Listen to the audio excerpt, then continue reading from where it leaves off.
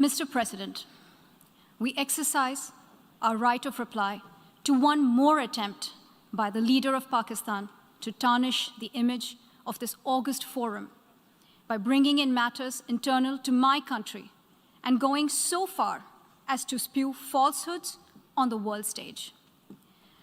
While such statements deserve our collective contempt and sympathy for the mindset of the person who utters falsehood repeatedly, I am taking the floor to set the record straight. Regrettably, this is not the first time the leader of Pakistan has misused platforms provided by the UN to propagate false and malicious propaganda against my country, and seeking in vain to divert the world's attention from the sad state of his country, where terrorists enjoy free pass while the lives of ordinary people, especially those belonging to the minority communities, are turned upside down. Mr. President, member states are aware that Pakistan has an established history and policy of harboring, aiding, and actively supporting terrorists. This is a country which has been globally recognized as one openly supporting, training, financing, and arming terrorists as a matter of state policy. It holds the ignoble record of hosting the largest number of terrorists proscribed by the UN Security Council. Mr. President, we marked the solemn occasion of the 20th anniversary of the 9/11 terror attacks just a few days back. The world has not forgotten that the mastermind behind that dastardly event, Osama bin Laden, got shelter in Pakistan. Pakistan leadership continues to glorify him as a martyr. Regrettably, even today, we heard the leader of Pakistan trying to justify acts of terror. Such defense of terrorism is unacceptable in the modern world. We keep hearing that Pakistan is a victim of terrorism. This is the country which is an arsonist disguising itself as a firefighter.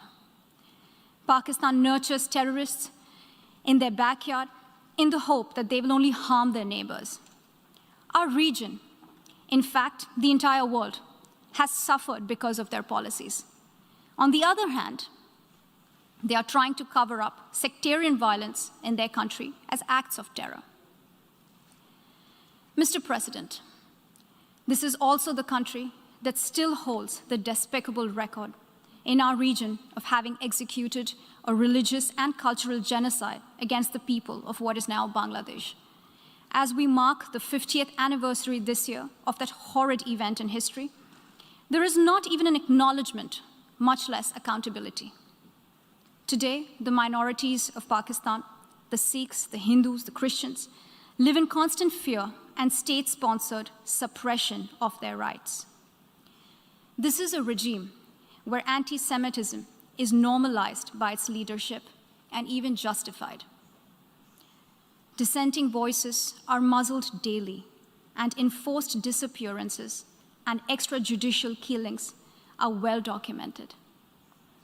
Mr. President, unlike Pakistan, India is a pluralistic democracy with a substantial population of minorities who have gone on to hold highest offices in the country, including as President, Prime Minister, Chief Justices, and Chiefs of Army Staff.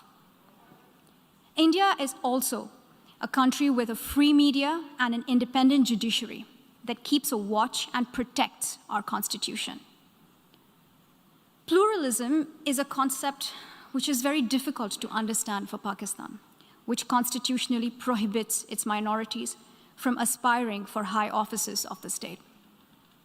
The least they could do is introspect before exposing themselves to ridicule on the world stage.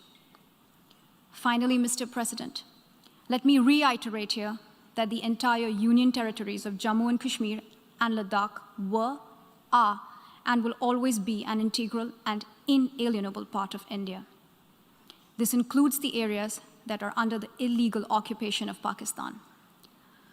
We call upon Pakistan to immediately vacate all areas under its illegal occupation. Mr. President, Allow me to be categorical about India's position. We desire normal relations with all our neighbors, including Pakistan. However, it is for Pakistan to work sincerely towards creating a conducive atmosphere, including by taking credible, verifiable, and irreversible actions to not allow any territory under its control to be used for cross-border terrorism against India in any manner.